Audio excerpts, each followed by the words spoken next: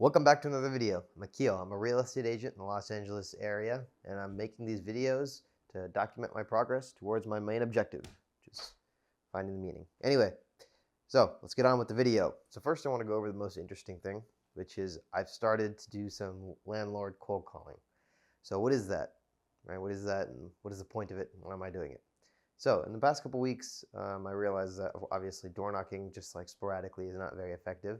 So I have now a farming plan specifically for door knocking, and how I can make that more effective. And in the meantime, because I can't door knock at the moment, since my door knocking plan relies on my friend Danny, who's out of town right now, I'm doing some cold calling for landlords. So right now, what is cold calling for landlords? So right now what I'm doing, and so far it's been pretty successful, right? So far I went on to an appointment, almost like a listing presentation, I would say. These are for leases, by the way. And yeah, so far so good. I mean, I got multiple leads. Nothing obviously listed yet, but I feel like stuff is in the pipeline, so definitely, potentially in the next couple weeks, maybe a month or so, I should definitely at least have some traction, maybe a listing or two or something like that, in regards to this new lead generation vehicle. So what am I doing? What I'm doing is I'm going on to Zillow, right? And I'm looking at lease listings that are listed by property management companies, and or just like people that are like owners, like for listed by owners, stuff like that. And I'm looking for these that are longer than 30 days old on the market, and ideally above 8,000 that I've learned now, right? Before I was doing a little bit lower than that, at the lowest around 5,500, but now I'm looking at about above 8,000. And basically what I'm doing is I'm just calling up the owner and basically just saying, hey, I noticed your listing was on the market for a really long time. Would you guys consider, interviewing someone else for the job of renting out the place? And so far, I mean, compared to expireds, because it's a similar script for expireds, like, hey, I'm sure you know, your expired popped up on my computer. I was just calling to see when you guys plan on interviewing the right agent for the job of, listing your property. It's pretty similar script. But in terms of like hit rate and answer rate and like the responses that I'm getting from the answers, so far, like the landlord methods have been significantly more responsive and it's just significantly better as a lead generation vehicle compared to the expired. So when I call expireds, it was like a 1 in 6 pickup rate. So out of 6 people that I would call, one of them would pick up. And of that, most of the people would be really negative because they're getting 30 to 40 to 50 calls about their property, because the second it expires, it's basically a free game for every single agent in the entire LA County to call them up. So most expireds get like 1,000 phone calls. So you're one of 1,000, and they're not going to be there. If they do answer, they're not going to be very respectful to you, from my experience. So, but for this, the landlord calling so far, I would say it's like a 1 in 3 almost hit rate in terms of who picks up. 1 in 2 to 1 in 30, somewhere around there. I don't really have enough data for me to give you like an accurate amount, because it's like so early on that, if I have one really good session where like 75% of people pick up, then it basically just increases the data and it becomes like a 1 in 1 or 1 in 1.75 or something, like the overall data, because it's just such a short sample size. And if I have one really bad session, it makes it like 1 in 5, it looks like. But it's like really early on. So, but what I can say early on right now is about 1 in 2 to 1 in 3 people pick up. And so far the response have been like, I haven't really had any bad, like as in like if you're calling expireds, 1 in like every 3 or 4 people that pick up will just essentially like yell at you, cuss you off, something like that. I haven't had that happen to me a single time, and I've probably spoken to like at least 50 to 60 people now easily. And I'll get the number actually right now. So around 40 people spoken to so far, and basically from that, I haven't had a single person yet really be mean to me, or like like as in like compared to expireds, I haven't had a single like bad interaction basically, so far. And yeah, so from what I can say, most people are like, if they're not interested, it's kind of like I've seen like 3 main reasons. They want to do it themselves. Commission rate is too high for them, or they're okay with their person because their same person rented it out in the past, and even though they're not doing that great of a job this time, they're still willing to stick it out until they can figure it out basically. So those are the 3 main like not interested type of things, that I'm seeing. So that's kind of where I'm at there. But in terms of positive responses, I'd say I've had multiple people like say yes. I've had, as in like, yes, I am interested in something like that. I've had almost a lead every single session at least. Like if you count the number of sessions I've done and the number of leads I've gotten, and I consider a lead somebody who shows interest and is not just like shows interest and continues the conversation further, and is like potentially going to rent out, like is interested in changing the person that they're renting out with. Um, yeah, and I did go on one like in-person presentation essentially, and this is again above 8,000. I'm targeting.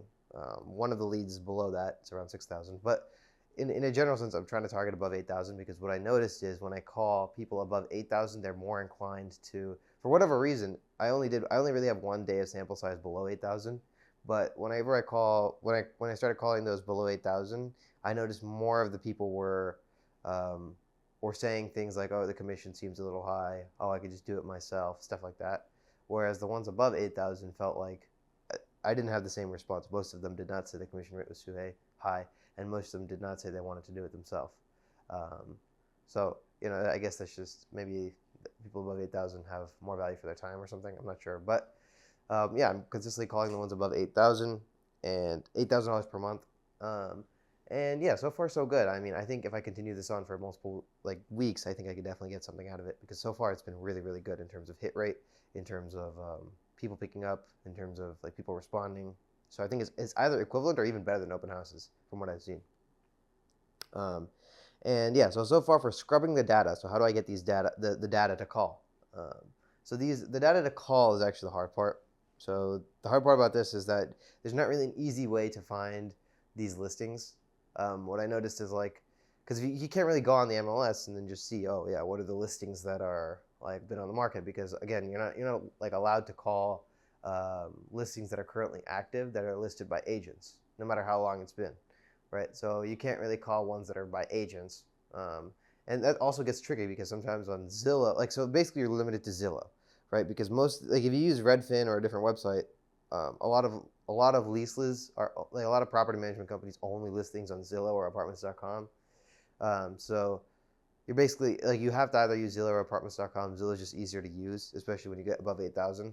Most people use Zillow, so it's like you're basically limited to only Zillow. And unfortunately, Zillow only really provides you one number, and that normally is the property management company. So you're not going to pitch the property management company on replacing them. It doesn't make any sense. Obviously, you have to find the owner contact information. So the way you do that is again you go through to Zillow. And again, this is really tedious. So you search high to low on price, and there's no way to see listings over 30 days. Like there's no way to like filter out listings younger than that. So you end up seeing every single listing that's on the market. So you have to manually basically just click on the listing, look how long it's been on market, and if it's too short, like my minimum target is 22 days. If it's younger than 22 days, there's not even a point in calling them because at that point they haven't done a bad enough job yet. And if it's above 22 days, that's when you like start to add like you just get a list of those. So basically what I do is I just click new tab, like I control. So it's like it opens a new tab for all of the ones above 25 days old. And then I specifically check, okay, is it listed? Who is it listed by? And the easiest way to see is just like, does it have an MLS logo in the photos? Because if it has an MLS logo in the photos, obviously you can't call them.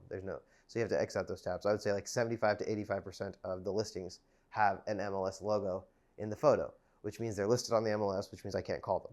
So the remaining 25% that don't have that are either listed by an owner, a property manager, and sometimes they are listed by agents, and sometimes you accidentally call agents because there is no MLS logo, but for whatever reason, they didn't syndicate it from the MLS, they listed it directly onto Zillow, which is like, I don't know, sometimes that happens. So and like, obviously you can't cross-check every single time, otherwise you'd take 15 minutes just to make one call. So sometimes you do accidentally call ones on Zillow, and my thing is like if I accidentally do call somebody on Zillow or on the MLS, like somebody that's like listed on Zillow, but it's actually listed on the MLS, and I find that out after they start like talking to me, then I'll just say, oh, sorry, I didn't realize your listing was currently listed. I didn't realize you're under contract. I'll just wait. Let me know if you guys are still interested once the listing period is over. Or so just something like that, so that you're not like, because again, it's against the MLS rules to call, or it's against like the NAR code of ethics to call people to solicit actively listed properties. So, and you don't want to mess with them because I don't know, they'll just like screw you basically. They'll get rid of your license. But it makes sense. I mean, at the end of the day, it's for the greater good of everyone. And I'm sure I mean, I think all of those rules that are on the MLS Code of Ethics are there for a reason. You know, they probably had issues in the past with like people just soliciting other people's listings. So I guess it makes sense. But yeah, sometimes it gets really tedious because on Zillow you can't always see. Sometimes it just says listed by like a manager and has a name and a number. But it could actually just be an agent with no MLS logo, and sometimes it's really hard to tell. But basically, what you do is you find those properties, right? All those ones that are listed by a property management company, or basically listed by their own owner, and you cross-check them with the property records, right? Like just like normal property records, public records, and you find out the owner's name, and then you get that, and you cross-check the address on like a free people search website, and you get their numbers, and then you call them, like the owners. And you know, again, like the same pitch. I noticed your property has been on market for a while. Would you guys consider, or you know, have you guys considered, you know, interviewing anybody else for the job of renting out the place? And you know, if they're interested, then you basically just go in and you explain that, you know, you provide what your goal. So far, what I've been using is my goal is to. I have 3 major goals. My first major goal is to get you a rented property as soon as possible to reduce the amount of days on market, because the longer it's on market, the more you guys lose in rent. And the second main goal for me is to try to get you the best quality tenants, because at the end of the day, nobody wants a tenant that pays a high price but is a total headache, because it's never a good idea. And my third goal, all right, is to get you the price you want, right? So the highest price possible for the area. And the way we do that is we notice that there's 3 to 4 main things that really cause a listing to either flop or go really good. And most of that does not have to do with the marketing, because most marketing is standard at the end of the day. It's like you put in professional photography, you have open houses, you put it on the MLS. There's not really much more I can do in terms of marketing. But what I can do is increase the rate at which the leads convert into applications. And the way I do that is, 1, by responding to leads as soon as possible, right? Within 5 to 10 minutes. I noticed that if you wait for longer than 10 minutes and you don't respond to a lead, the conversion rate goes down. They fall out of interest. They're interested in a different property, and you can't really get them inside anymore, right? You really have to strike when the iron is hot, respond immediately, and try to get them in for a showing. Another thing I do is I'm there for every single open house and every single showing. I never put a property on lockbox, no matter if there's another agent. I'm always going to be there for the showing, and we really emphasize the selling points of a property. Every single property is unique, has some really positive aspects of it that's better than anywhere else in the market, and I'll make sure to emphasize that during any process. And finally, what we always do is we have a full transparency of what's going on during the listing. So every single detail of what's going on, every single piece of feedback that we receive from an open house, from a showing, will be conveyed to the seller, right? We want to make sure that the seller is fully aware of what's going on during the entire listing process. And they know how many people are reaching out. They know how many people from their reach outs are coming in to see the property, what their main concerns are. So if there is a concern and it's not being addressed, it can be addressed and solved either through a reduction or through simply just solving a problem of whatever they're seeing. And yeah, at the end of the day, with good data, you can make good decisions. So that's essentially the pitch. Obviously, at the end of the day, you don't really want to pitch them like a full 5-minute pitch like I just told you. But what you want to, obviously, what I've been doing so far is just asking them, like, what are you guys really looking for? What do you guys, what is like your ideal outcome? Stuff like that. You really want to get to know what they're really looking for. Most of the time, it's like you got to get a better understanding of why it's been on the market so long. If it's just like they are not really caring about the property, or if they really do want it to be rented out, but the property manager is bad, or if they're just not paying attention to it, or if it's being used as a short-term rental and they're just keeping the listing up, or you really want to know what their situation is before making a pitch. But the pitch is just a general thing where it's like, okay, I can add and subtract things that really make sense to them. If their main concern is like getting best quality tenant, then you can really emphasize how we really want to list it at a price that is going to attract the most amount of people looking at it, so that you can get the most amount of applications, so you guys can pick and choose, so you guys can get the best tenant that is not somebody who's just going to pay for 1 year, destroy the place, and leave. Or you can really just like try to optimize for whatever the client wants best, and then try to deliver on that. So that's so far been the way I've been going about it. I think in a general sense so far, it's been pretty good. That one listing presentation was interesting. I guess in technicality, it was my first listing presentation of sorts. Um, yeah, and it was pretty good, I think. I learned a lot, and what can I say? I think the experience is very helpful. So yeah, overall, I think this lead generation, so the real reason I'm doing this as a whole, you might think like, okay, why do even leases to begin with? As you were saying before, leases are kind of wasted time. But in my opinion, above 6,000, again, they're not really a waste of time. And specifically for these, especially above like 5,000, 6,000, when you're listing out homes. And so far, by the way, I'm not doing any condos and I'm not doing any apartment buildings, because what I noticed is that the second you go into apartment buildings and condos, they all are owned by LLCs, right? Or like big companies, and it's really like once you have an LLC, I mean, you can look up the LLC through California search, and they'll tell you like the agents or whoever was like the representative who created the LLC. But a lot of times they're owned by like a giant management company that owns like thousands of rentals, and it's like it's impossible to reach anybody that actually does anything that. It's impossible to reach anybody who actually lists anything. And it's impossible to reach anybody who actually cares enough to give you the time of day to talk to them about being like a rental agent. So it's not even worth, from what I've seen, unless the LLC is owned by like a single owner and the owner is just chilling with 2 or 3 buildings, right? Unless it's like that, which is pretty easy to tell if it's like that or if it's a giant like mega corporation. If it's a giant mega corporation, from what I've seen, unless you like know somebody on the inside, it's going to be really hard to get through like the assistants, I would say. Yeah, I've had better responses with like the single owners, the people who just kind of own their house and are looking to rent it out, or they own a couple houses, they're looking to rent out one or something like that. So far, it's just a little bit. It's much easier to convince that type of person to like list their rental with you. And the real reason that I'm doing it like this is because I see this as like a way to get in with them right now. And then down the line, maybe 2 or 3 years after they like are renting, 4 years after they're renting, they may just decide to sell, which actually happens a lot of the time, especially if it's like a single family residence. A lot of the time, they just rent it out for a few years. They realize it's not really something that they're totally interested in because of just how much headspace it is and just time.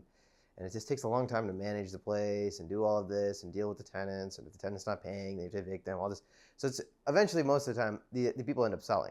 And who do you think they're going to use if they're going to sell? They're obviously going to use the person who is always on the ball, help them out, especially if you already leased to them once and you leased it fast and you leased it really good and you're super attentive and responsive. Odds are that if you do a really good job, if they go to sell the house, they'll at least interview you. You know, they'll interview you and a few other agents. And since you already have the track record and the goodwill with them, you have a good shot, if you don't mess things up, to list their property when they go to sell it. And an $8,000 rental is like a $4 million house. So it's like, like 8,000, 10,000, depending on the area, obviously, it depends on like a bunch of different factors. But sometimes these like 15,000, well, I guess a $12,500 place, probably like a $3 million house, right? That could be like an easy $3 million listing, right? So yeah, I was totally off right there. Not an $8,000 place, an $18,000 place would be close to like 3-4 million, somewhere around there, depending on the place and price and all that. But yeah, I mean, you have a really great shot if you can list these for lease and really do a good job and emphasize your value and how you're really on the ball. You're always there for them. You're always responding fast. You're always there to help them. You really get the best people for their place. All of that. If you really do a good job, I think there's a solid shot that, especially if you get like multiple of these. Let's just say like I'm able to do one every couple of months or one every month. If I get 10 a year for whatever, like if you equate that out 3 years, it's like 30 places, 30 single family homeowners that I know that are renting. Eventually, one of those people or somebody they know, if I did a really good job, are going to be looking to buy or sell. So it's like, I don't know, I just see this as an easy way in. And that's not even considering, I could double end the deal or meet tenants, right? As in like, if I'm holding an open house on a $10,000 place, I could meet potential tenants that are going to end up buying something down the line. And if I make a good impression now, help them find, maybe it may not even be a place I'm listing, but just help them find another place, right? 5 years, 6 years down the line, maybe 2 or 3, however many years down the line, if they're looking to buy something, I'd be, I'm right there if I've already helped them, already developed a relationship. So at the end of the day, it's really just about relationships. And I think if you're able to get into this market earlier, especially the $10,000 to $20,000 rental range, or even just above 6,000, a lot of these people end up looking to buy down the line, either a condo, a single family, something, a townhouse. A lot of them end up buying because at the end of the day, that's basically a mortgage payment. And a lot of times people at around 10,000 don't really feel like paying rent anymore. They kind of just feel like buying their own place. So, I think it's definitely a good way to get in. So that's basically everything about leases and cold calling landlords. Now let's go into holding open houses. So I've been consistently holding open houses now, significantly more of them. And all I can say is that so far it's been pretty good. I've been getting better and better open houses, and the way I've been doing that is, and the way I learned is the fastest and easiest. And so far, for the last like 3, 4, almost 5, 6 weeks, this has like been I've been having like consistent open houses. Like if I do this, it's almost guaranteed that I get an open house. And that one thing that I'm doing is whatever type of property I want, right? Just go up. Like let's just say like right now I was looking for this past couple times I was looking for places in the valley around 1 to 2 million because I know that that price point is super duper hot right now, right? Because I just repped the other buyer there, and I know there's a lot of buyer action, and I know that at that price point there's not a lot of representation going on. So since I want to hold those type of open houses, what I do is I just go through, I check all the listings that are about 7 days old, right, or old or like just younger than or so 7 to 14 days. I just do under 14 days old. And I just basically they're only Compass listings, and I just text them, literally cold text, probably like 30 or 40 people, like, hey, I'm also with Compass. Just wanted to check in if you had any extra open houses this weekend. And so far, it's been like I said, really really good. I mean, every single time I've gotten an open house, and all you really need is one person. And I got an open house in West Hills, right? It was a really good open house. I had like almost 13, 14 people. I had an open house in Woodland Hills. That one I kind of messed up. I accepted the property because it was a perfect price. It was $1 million. It was a renovated property at 1,783 square foot, so not too small. And I felt like Woodland Hills is a good location. It's pretty solid, right? I mean, it's south of West Hills. The only problem was it was kind of up in the mountains. It also was a July 4th weekend, so I guess that this was last week. I guess that could be a lot of people travel in LA, so maybe just it wasn't that many people, but it was kind of a little bit up in the mountains. There was no parking up there. And it was it was kind of hard to reach, and it was really easy to miss, that type of thing. So I do kind of get it. Next time I should kind of vet my open houses better a little bit. I thought it was going to be good. Like again, price point, renovation level, size. I thought everything kind of checked out. So I just said, okay, let's hold it Saturday, Sunday.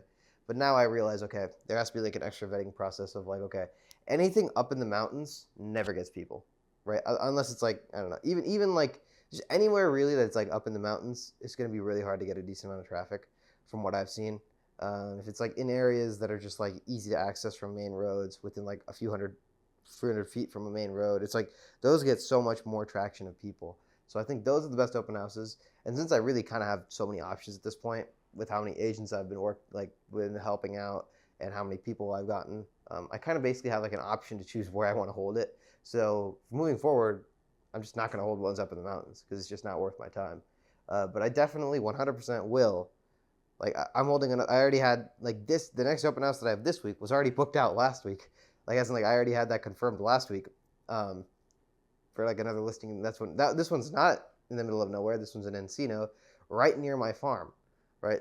So I'm gonna explain the farming thing, but right near the area that me and Danny are door knocking, this open house is there. So it's pretty good. If I can choose, I'd like to obviously choose in and around that farm area because again, that is the more times the people in that area see your signs, see the team signs, and see you, the more likely you are to get some type of traction in that area.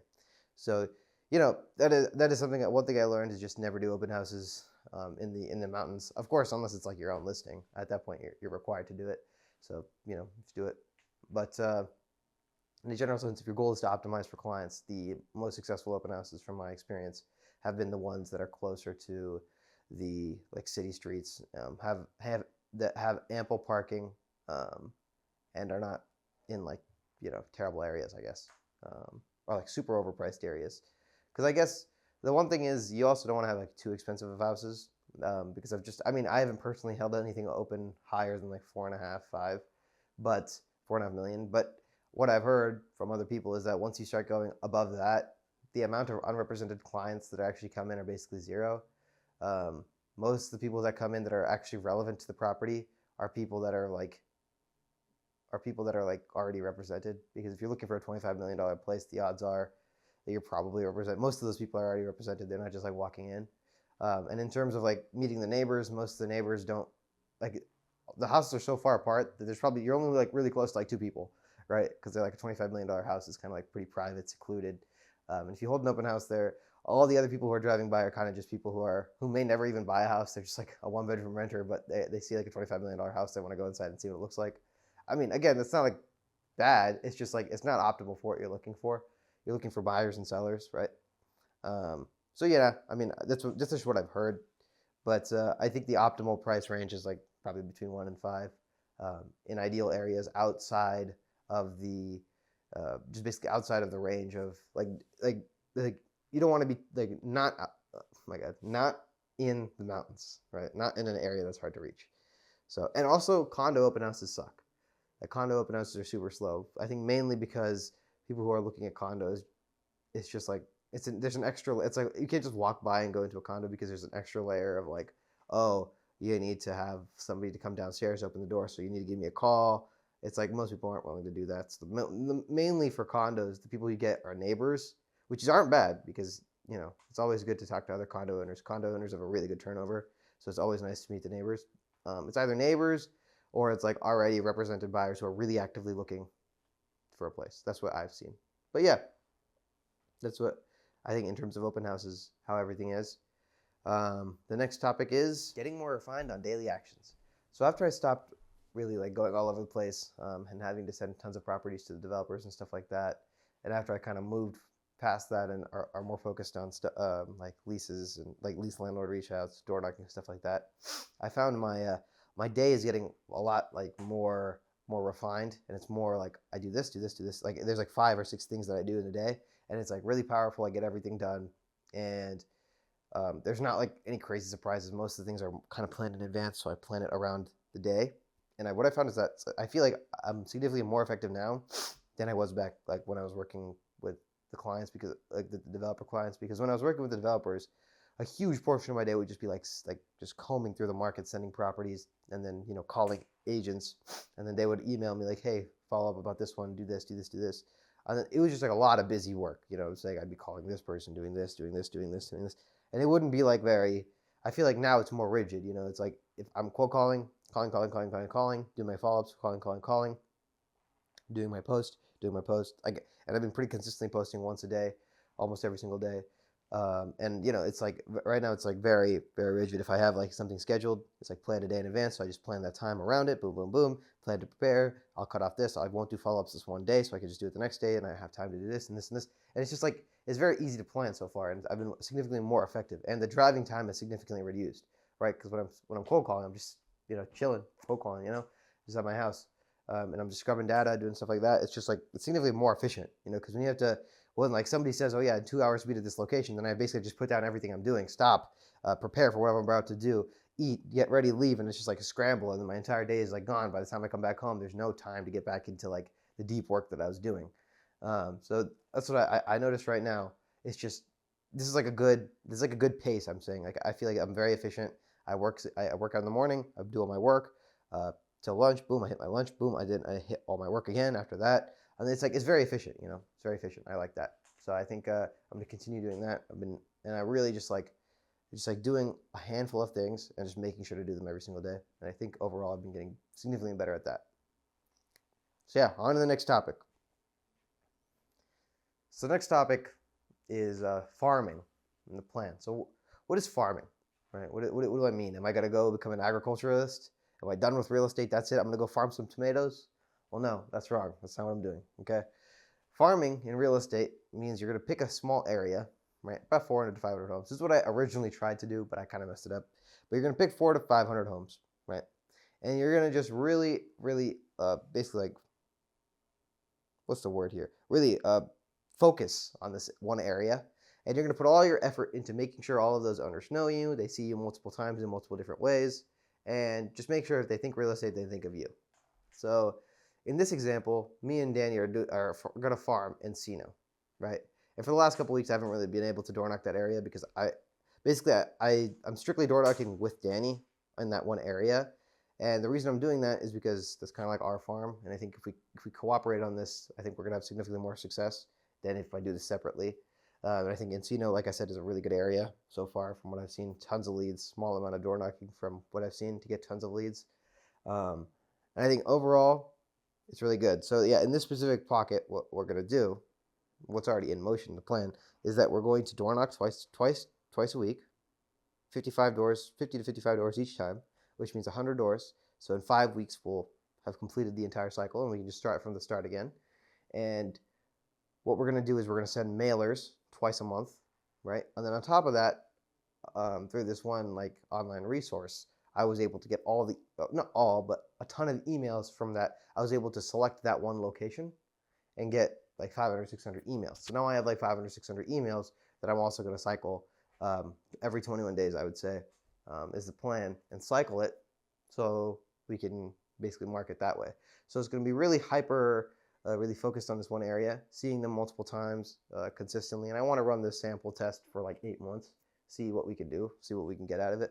But I think it's good because like if we get one listing, then it's then we have a track record, and then we could use and leverage that to get another one. And if it's just like if you're farming an area, I feel like it's going to be significantly more effective. I tried to do this with Beverly Grove.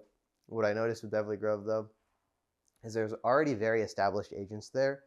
What I noticed about Encino is there's clearly not as much of a established agency base there, and it's kind of like Beverly Grove. A lot of the properties that it's just like when I say established, I mean like most of the properties that are like tear down level have already been torn down and rebuilt into brand new constructions, and then all the other properties have been like a lot of them have changed hands already multiple times, and it's kind of like the agents in that area have been doing those transactions a lot. And there's like a few agents in that area that are really established and just have done a lot of transactions in that area and are kind of already farming it. So if I were to compete, I'd be like a new person into the pool, and I would have to restart from square one and compete against all these people who've already been there for a while. So I think, and that's what I was doing, and I was door knocking. Like I've door knocked it almost 5 times now or something around that time, 4 or 5 times. And obviously the lead quality goes down every time. And also I feel like there's like depreciating returns, as in like, even though they've already seen me, they kind of already know and use like some of the more established agents. But in Encino, what I'm seeing is a lot of the people is just like a lot of them are really old folks, and they're kind of like thinking about moving to retirement homes, stuff like that. And a lot of them are just like some of them have already been torn down and they're just being built, stuff like that. And there's just a lot of action going on in that area. And I feel like the area is changing a lot, so it's a perfect time to get in there right now. Start farming it. I don't feel like there's a very established market of who is the agent there, or like a very established number of agents there. And I think it's a really good area to farm. So that's all to say. What we plan to do is hit a three-pronged attack. All 3 sides, north, south, and east. Right? Forget about west. Okay? And we're gonna hit a 3-pronged attack, and we're gonna conquer it. So yeah, let's see how this goes. 8 months later, we shall see. Yeah, I think that's basically what it is. Again, this is just another test. If 8 months from now I realize it was a total waste of time, then yeah, it is what it is. So yeah, again, the landlord thing is a test. This is a test. Let's see how it is. The reason I can do both at the same time is because I realistically don't think I could. I mean, like doing any one lead generation method all 5 days is just, again, operationally complex. Sometimes it's nice to actually be able to go outside. So if I cold call all 7 days a week, it's not going to happen. And it's like, also, if I go outside to door knock, then I can also, like, in that area, if I have like a meeting or a showing or something, it's a lot easier just to drive out the same day, to schedule it that same day. Also, I think I can do these both at the same time parallelly because, again, one there's not like the replenishment of leases, unfortunately, is like not as much as I would like. There's not like 1,000 leases that come up as old listings every single day. The replenishment of leases takes some time, as in like for the ones I've already called to kind of phase out, and then the newer ones to like the remains to kind of come back to being old. What I'm saying is basically like there's not an infinite amount of leads for me to call for the landlord calling. There's enough. There's always going to be enough if I want to like keep expanding the area. But like the ideal case, it kind of runs out a little bit. So it's always good to have that like the farming too, as well as like a supplementary thing, and also the open houses. Because at the end of the day, I feel like every business is different, and I think real estate fundamentally is a lead generation business and sales business.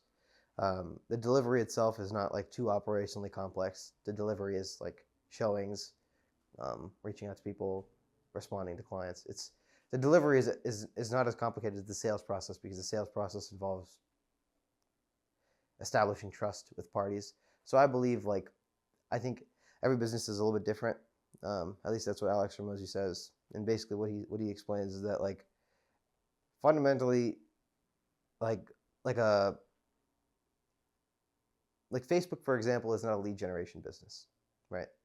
Facebook is a development business. It's about the product. It's about the website, right? If you look at ChatGPT, it's not about them generating leads, right? Because the proper product will instantly get as many leads as they want. But it's not necessarily like that for real estate, right? You can be their best realtor, but there's still some level of like, if you know nobody, like if you're the best realtor and you just sit down, you still like to some degree you still have to employ lead generation and sales to get your first client.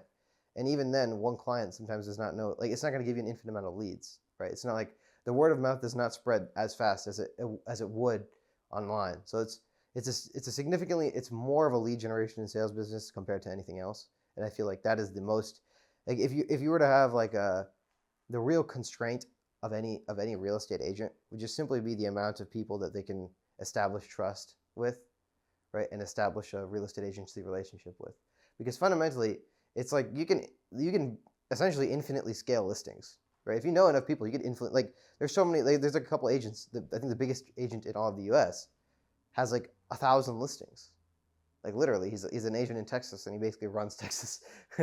He like runs the entire real estate game there. I don't know. He lists like 1,000 properties. So it's, I mean, fundamentally, and he's one dude with a giant team. So if you can establish trust with if you can establish trust with many parties, like the fulfillment is simply just showings and open houses, right? And then just doing a good job in negotiating contracts and offers and getting the best price for somebody. As in, like, the delivery is not like impeccably hard. Whereas the delivery in like ChatGPT, for example, is the constraint, right? It doesn't matter how good of a website you can create; it matters how well you can deliver on the promise that you make, right? So I think those are two basically almost opposite businesses, right?